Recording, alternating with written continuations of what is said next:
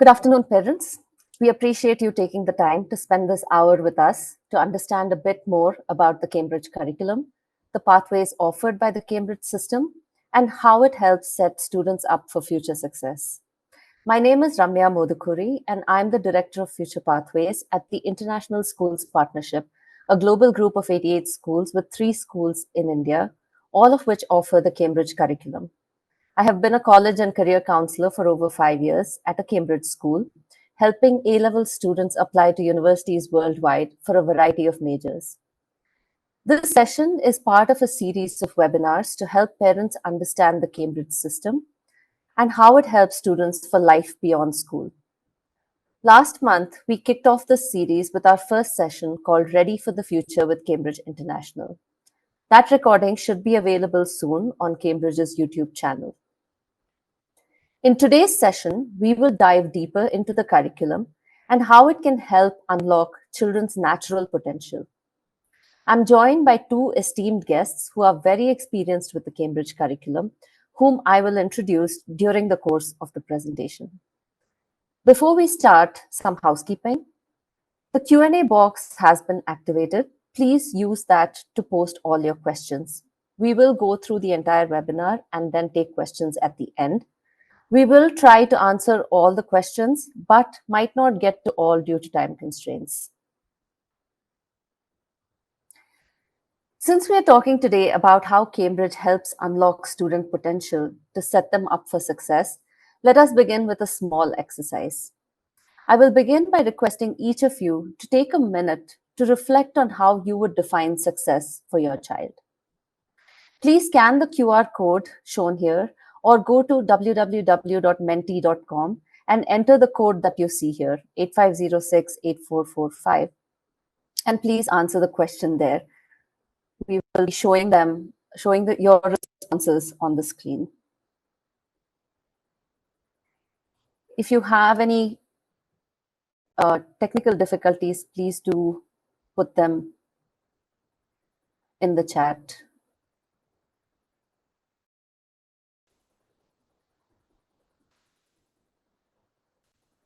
Okay, so thank you for all of you who have been. I hope everyone can see my screen now. Can somebody confirm, please? Yes, we can. Okay, thank you. Okay, so I think some of the ones I'm just going to read out here and see. I think purposeful life, happiness, making them ready for challenges, happiness, again, that seems to be a common theme, capability, positive attitude, conceptual learning and understanding, able to grow as a confident and well-rounded child, mental and financial stability, able to communicate, understand the bigger picture, and be able to solve real problems for a living, doing what they enjoy, getting them ready for the world that they're yet to get familiar with, good attitude. These are lovely, lovely responses, actually. So keeping that in mind, right, I think some of the common themes I'm seeing are happiness, purposeful work, ability to deal with future challenges, ability to learn and to apply what they're learning, and then financial stability and freedom.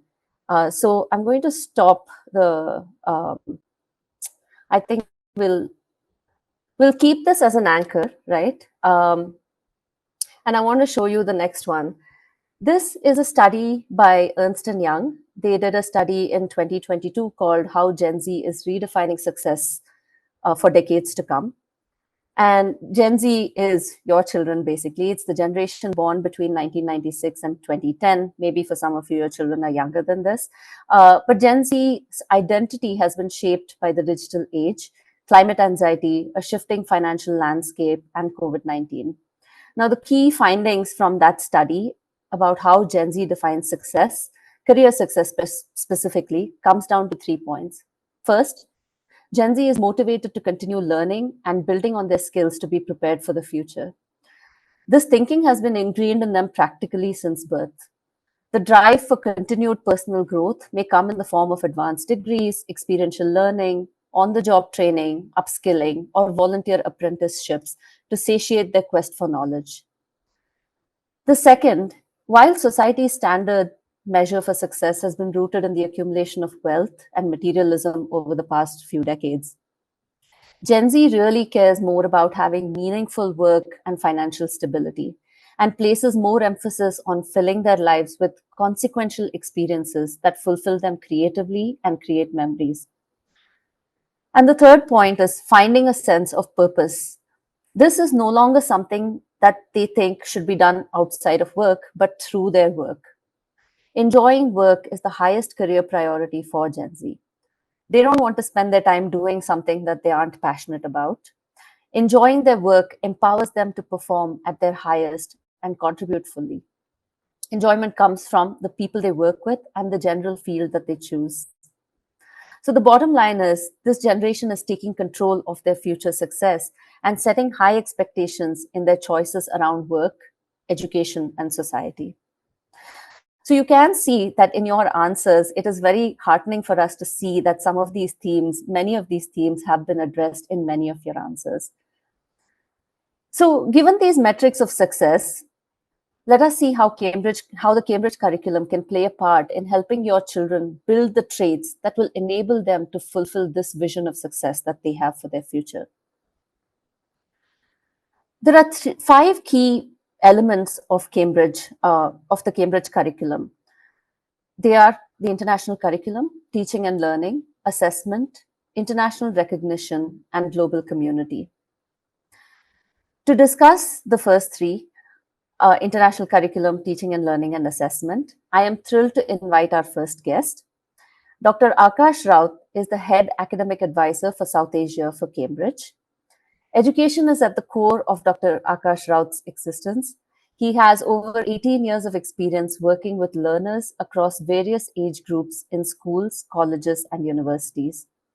In 2018, Dr. Akash founded a social initiative named Borderless Education to empower and enrich the education fraternity, for which he has received many accolades.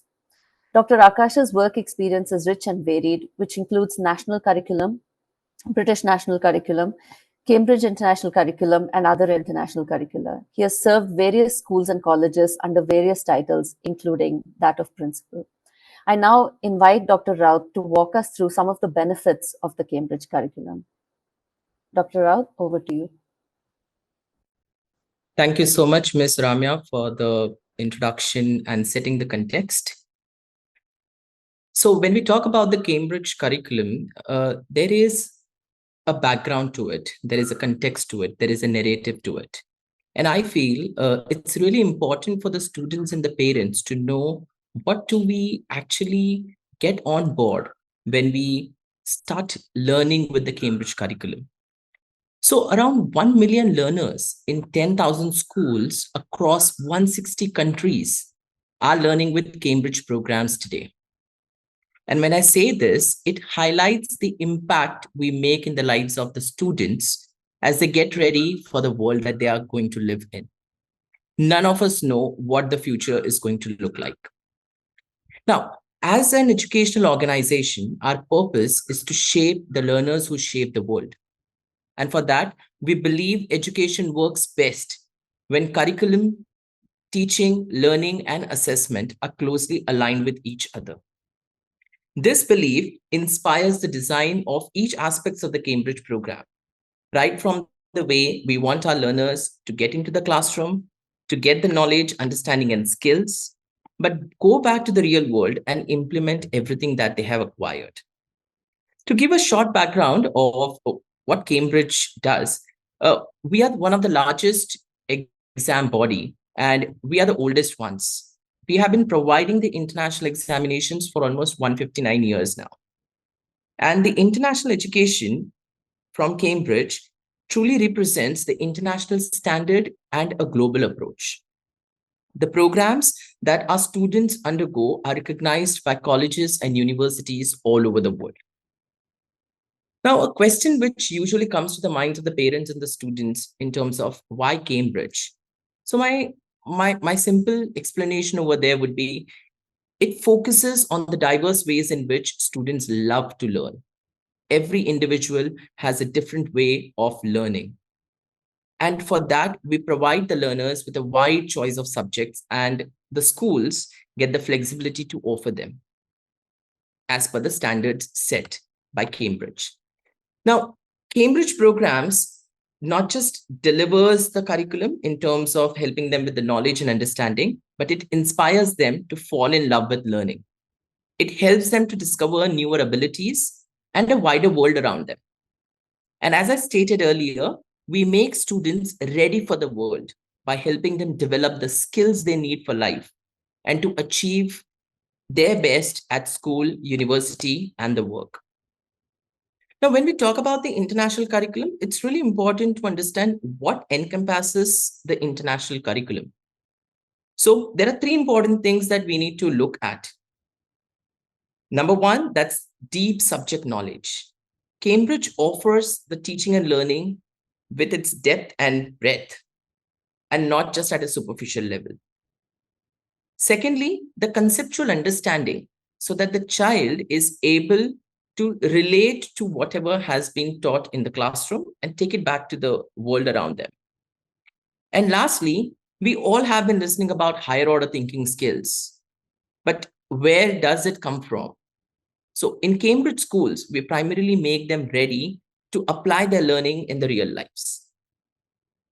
So if I talk about the teaching and learning, how it goes into a Cambridge classroom, Cambridge students are actually expected to play an active role in the classroom. They are not the passive learners where the teacher delivers the lessons and the children are only absorbing it. They're asked to think critically. They're asked to ask questions, to learn how to construct their perspectives, to evaluate the evidences that they would have to support their perspectives, and put forth their opinions. Along with that, they learn to work independently and also collaboratively with one another, so that whatever results come out eventually, they take responsibility of the result, but they also enjoy the process. And whenever they are not successful in terms of their projects or the terms of their assignments or the tasks which teachers give them, they reflect on what might have gone well or what might have gone wrong. And during the teaching learning process, the teachers give an opportunity for the learners to develop an international outlook. So when I say international outlook, it's not just being, I would say, wearing the branded clothes or traveling around the world. It's primarily to have an open-mindedness, to become confident and global citizens. Now, when we design our programs, we start by identifying the best research that's going on at that point of the academic era and what students need to learn.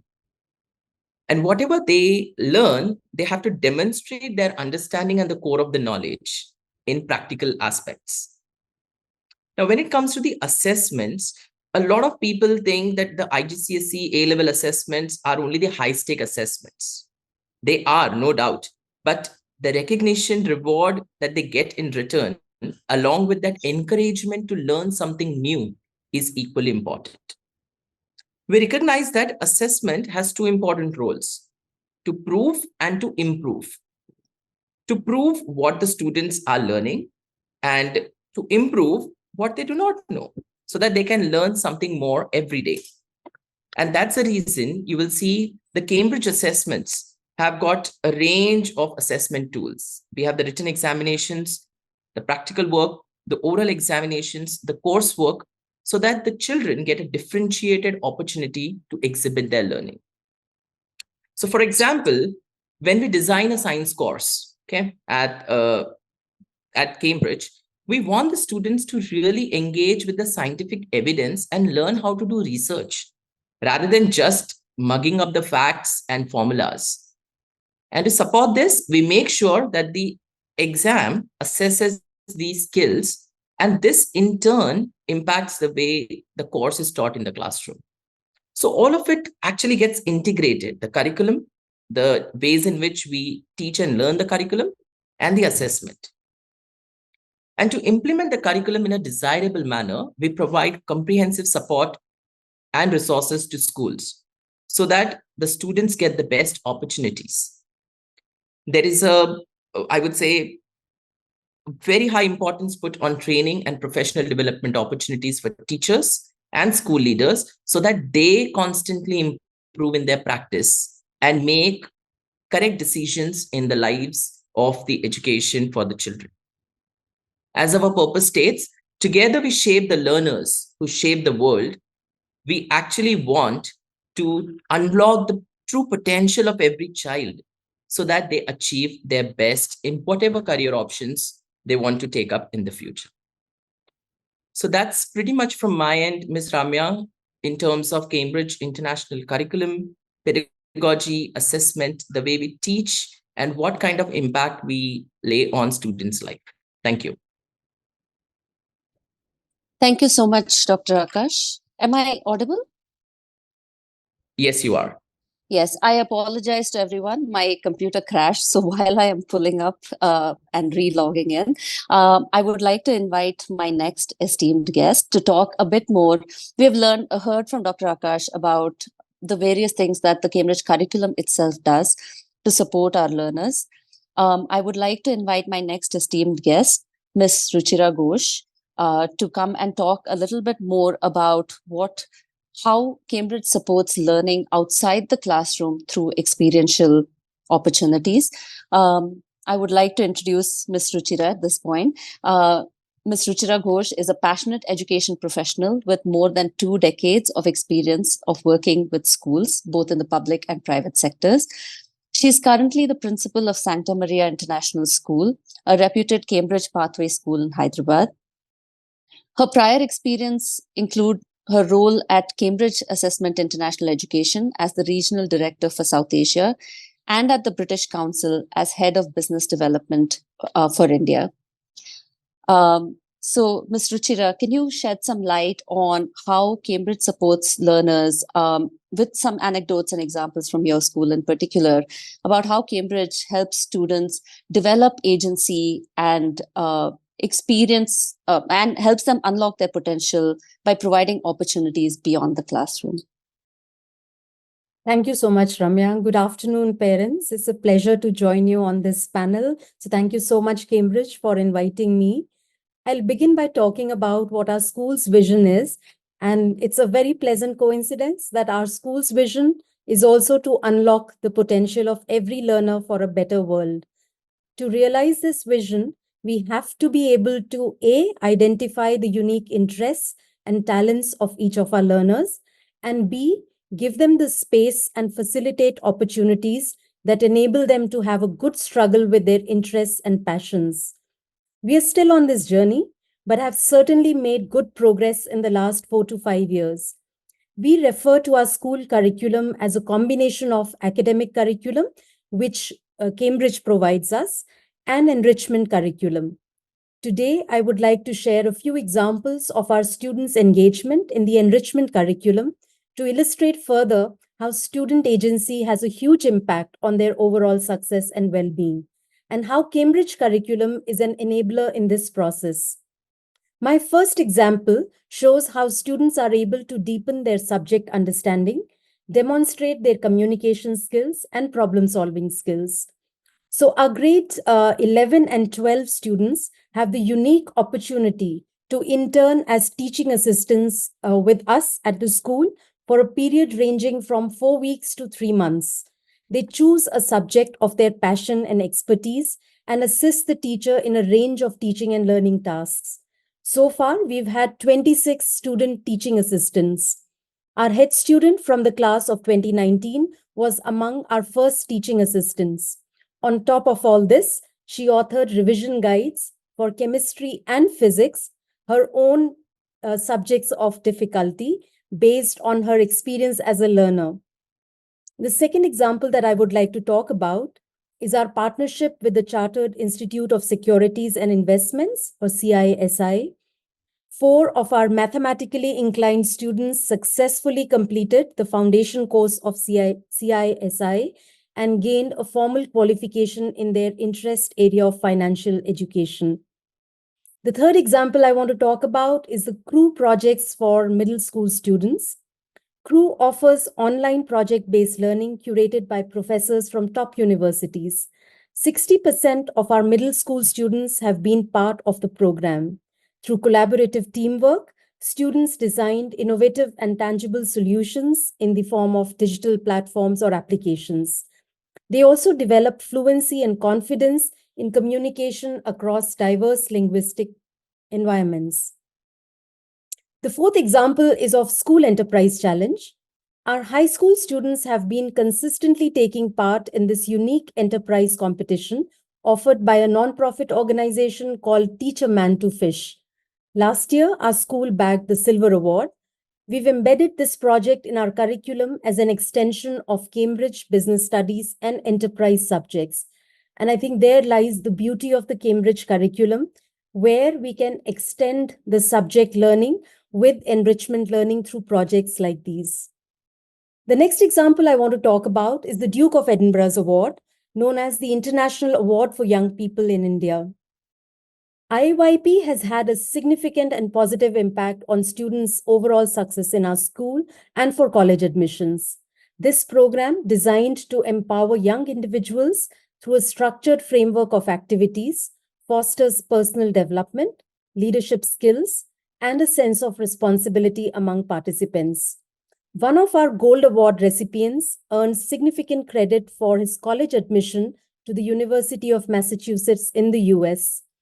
The reason I'm talking about IYP is that Cambridge has a partnership with the Duke of Edinburgh's Award, which allows us to offer a CAS-like opportunity for our learners. The other example I want to talk about is of societies and clubs. Now, I'm sure most schools have clubs and societies, but we take a lot of pride in how our high school societies are completely student-led. We have 16 societies this year, spanning a range of disciplines from music, films, drama, to coding, STEAM, enterprise, debating, and stock markets. While grade 11 and 12 students focus on a narrow range of academic subjects, they are able to build on their passions through these societies. One of our very shy and introverted students proposed a society to motivate other students for community service. To see her come out with ideas, talk to various groups of students, visit other states to be part of Street Child United global event, and demonstrate skills of leadership, teamwork, and public speaking has been immensely rewarding. Finally, our school is part of the global ISP network of schools, and our students participate in a range of international learning opportunities, including Model United Nations, art events, science, chess, film, and changemakers projects. So the flexibility provided by the Cambridge curriculum allows us to honor our students' voice and choice and create the right atmosphere where learners can authentically unlock their unique potential. I'll be very happy to answer any questions related to what I have just shared, but it's absolutely brilliant for us to be able to combine the rigor of an academic curriculum, which is internationally recognized, with a range of opportunities that our students can develop from and demonstrate their skills in. So thank you so much, Ramya, for inviting me. I'll hand over the stage to you. Thank you, Ruchira. I'm sorry, we are having some technical difficulties today.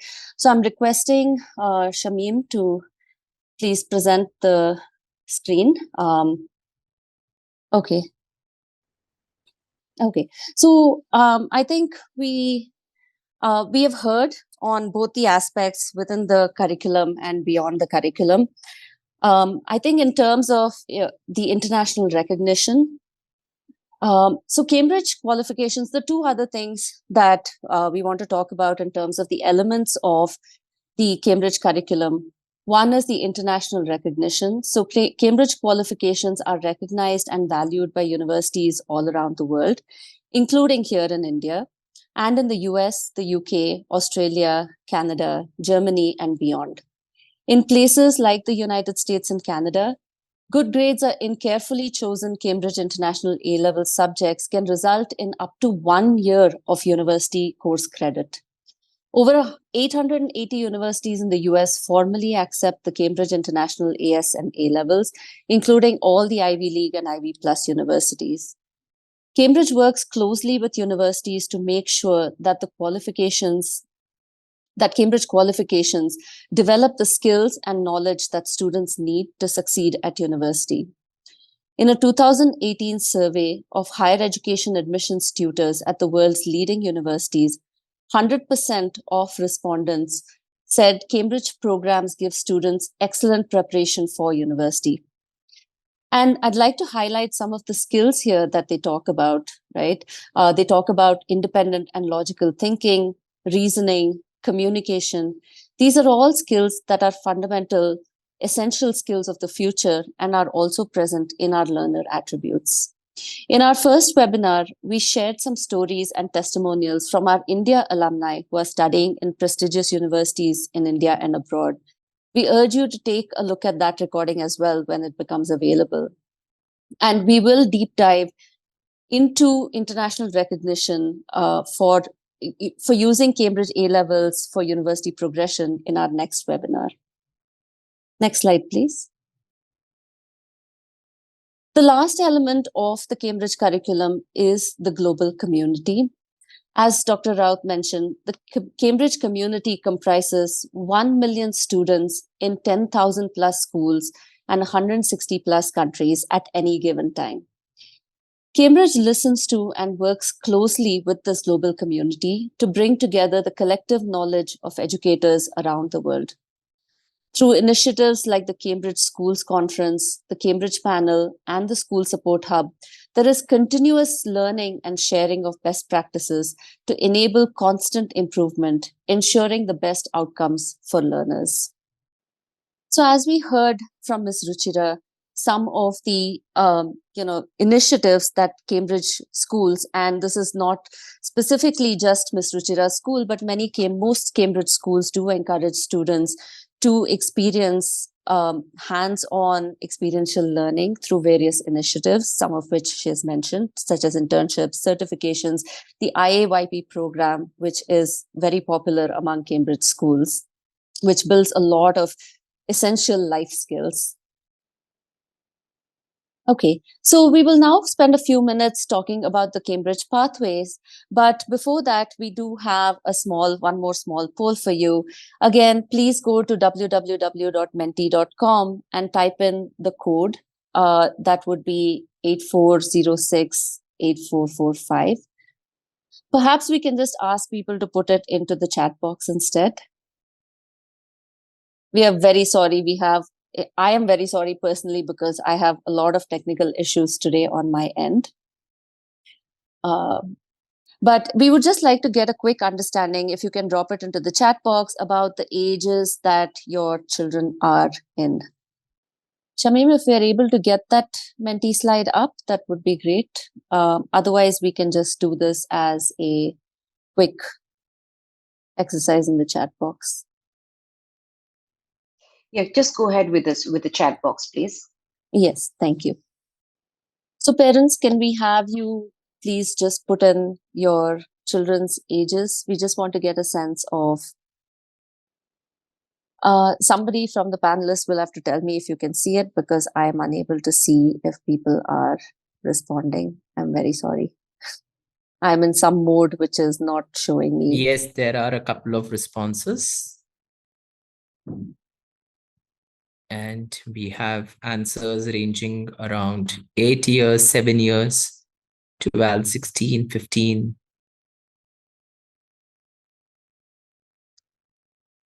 And I think some people are not able to type their answers in the chat box. You can just put the number, that would be helpful. Sadly, the chat is disabled, I guess, because, yeah. So, Ms. Ramya, the age group mentioned is between 7 to 12. Okay. Yeah. With whatever responses we have got so far. Okay, we apologize. I think all round it's a it's a technical mess today. Shamim, can we please have the slideshow back on?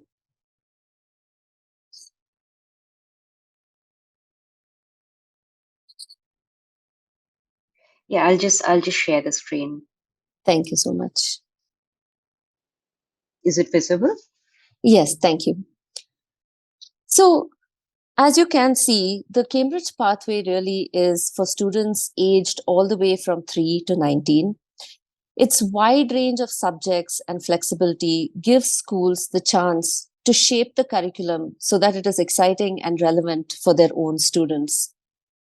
You can see here that there are 5 stages. There is the Cambridge Early Years, which starts at age 3, primary, which starts at age 5, lower secondary, which starts at age 11, upper secondary, age 14, and Cambridge Advanced, which is age 16 plus.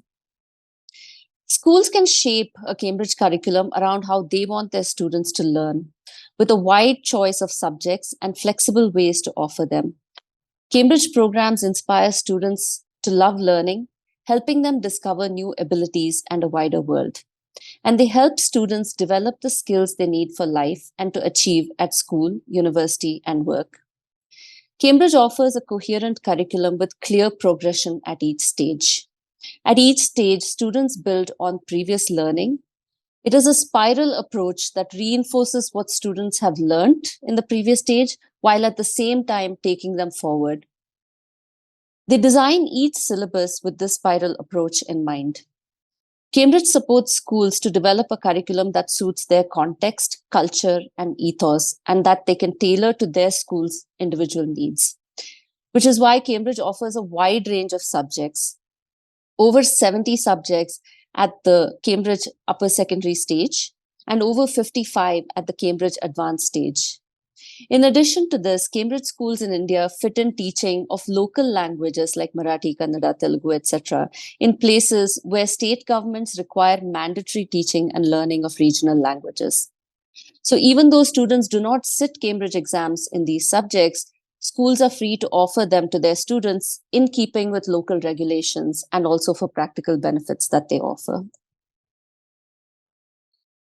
So here's a bit more about each of the stages. And so the key takeaways really are: 1, Cambridge wants each student to fulfill their potential and make the most of their strengths and interests.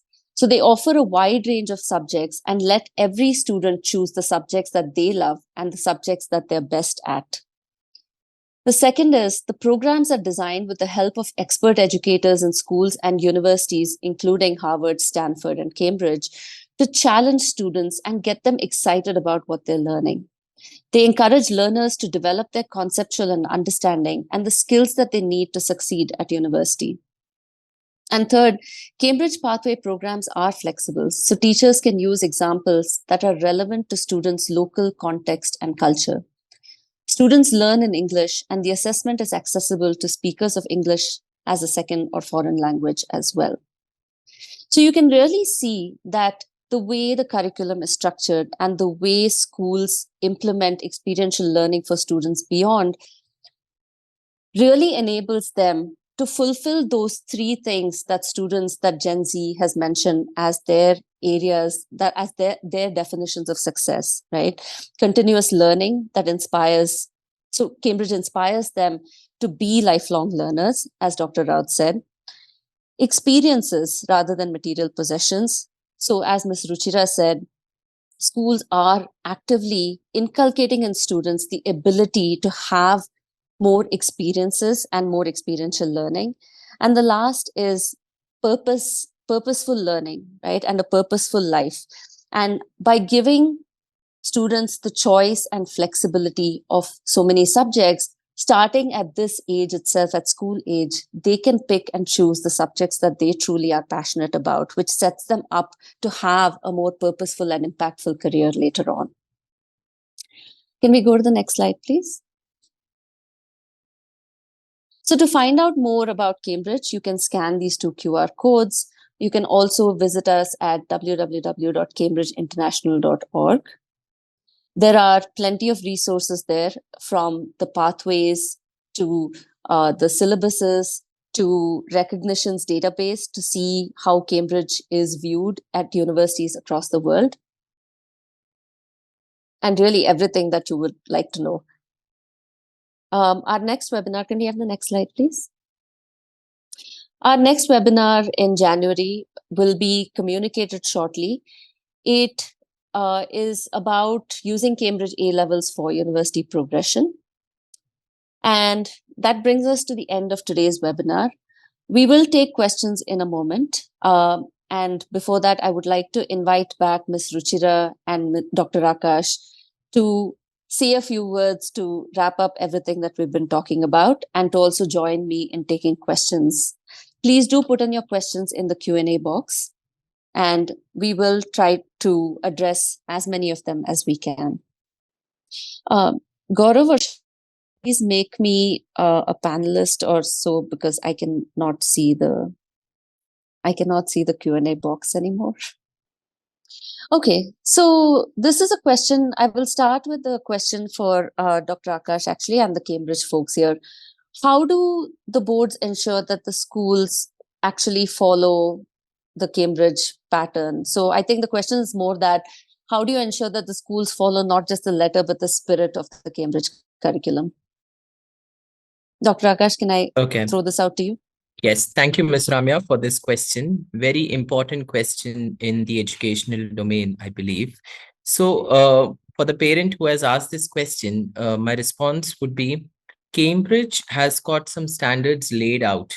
And these are the quality standards which define what good education looks like in a Cambridge school. So schools have to adhere to these standards. They have to follow these standards to the core.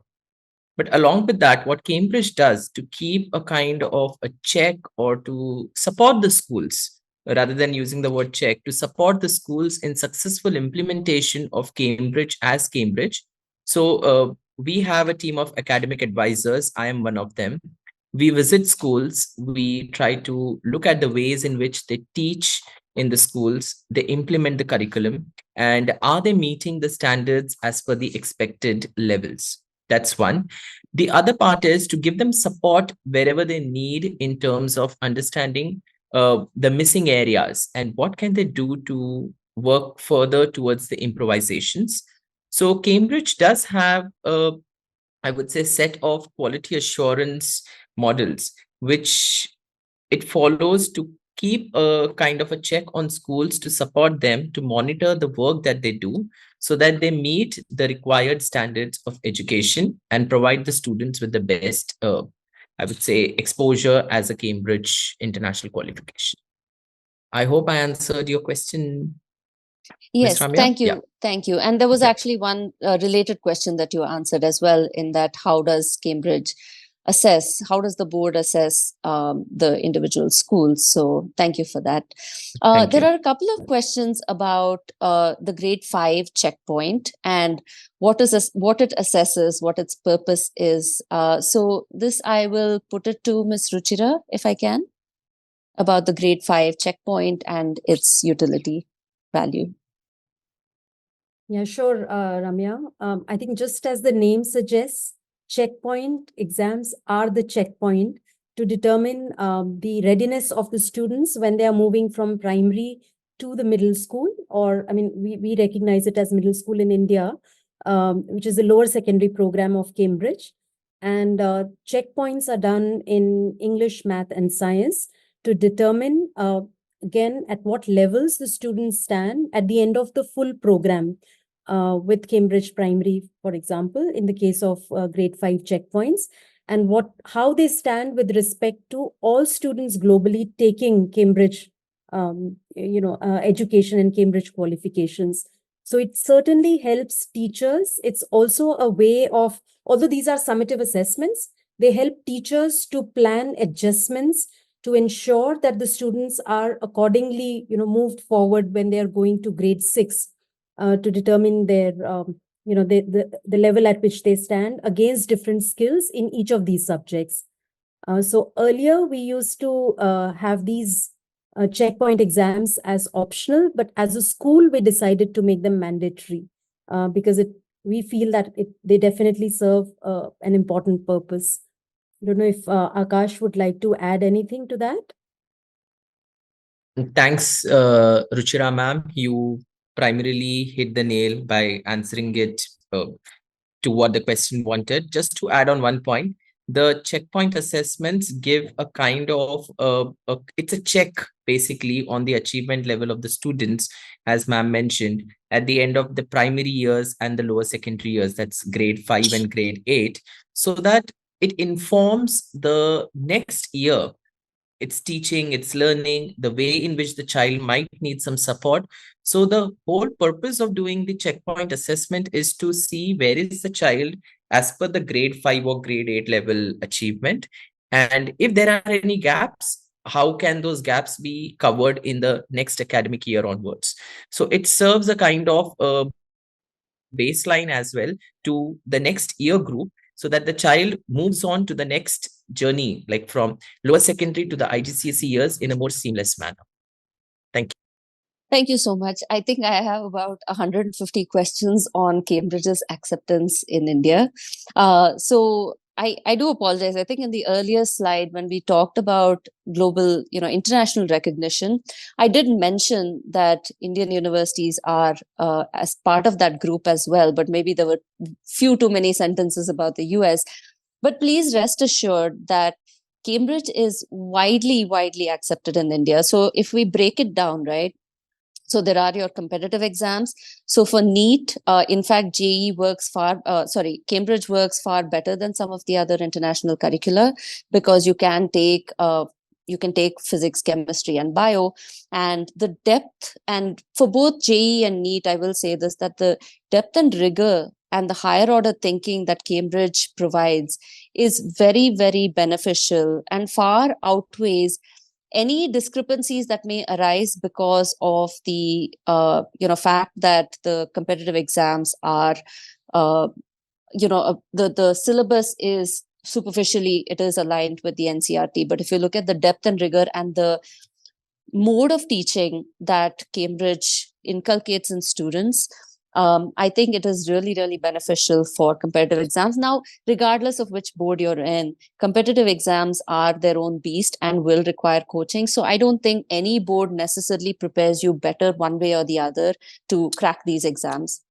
The second is your CUET, and that is really, again, those are in terms of sciences and English and things like that, or even the general paper, the Cambridge students are very well equipped to handle those.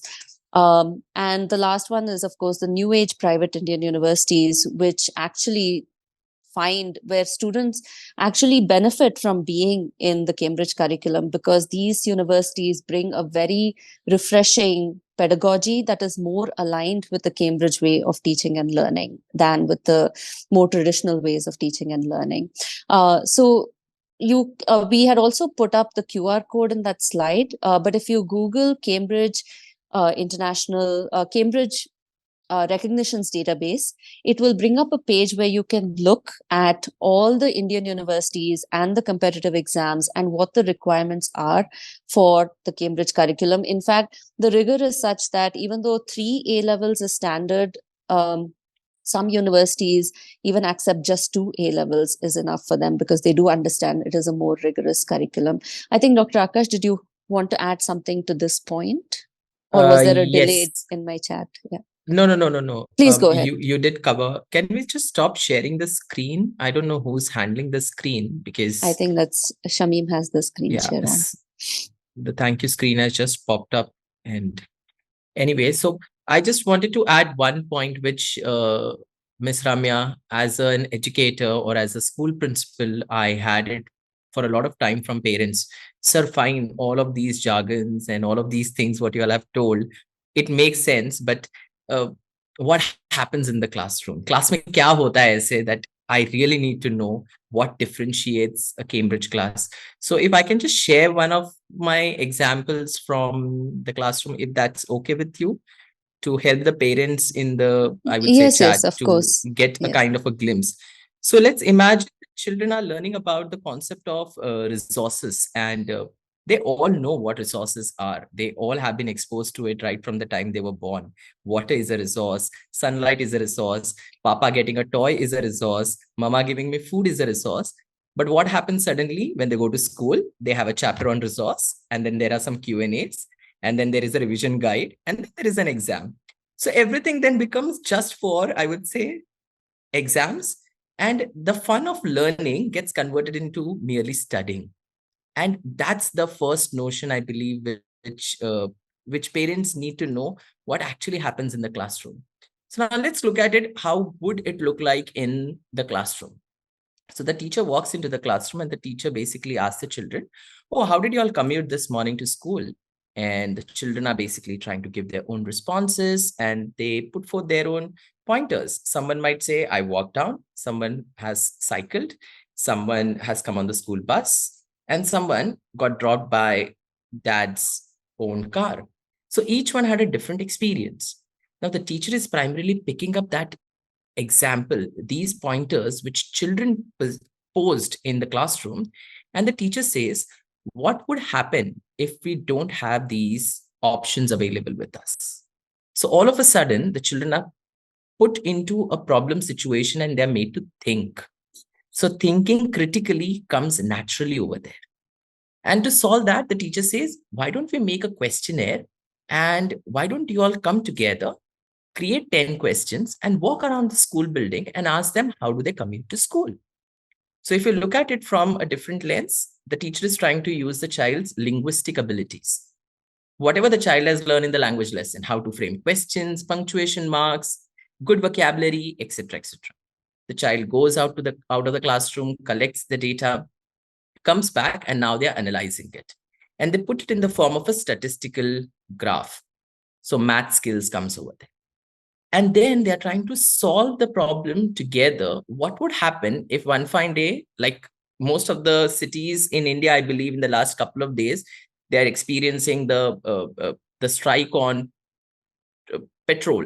And how are they changing their modes of communication? So willingly or unwillingly, they are put into a situation to solve the situation.